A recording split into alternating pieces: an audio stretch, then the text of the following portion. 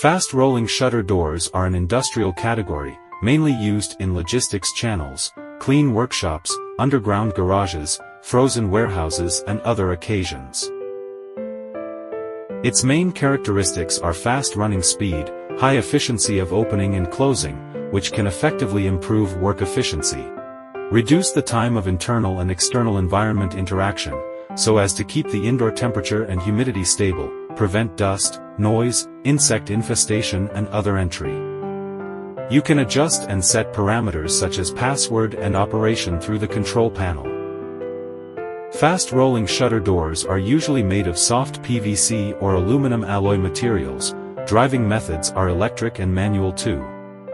Of which electric fast-rolling shutter doors are more common, through the servo motor drive, can achieve high-speed switching and smooth noise.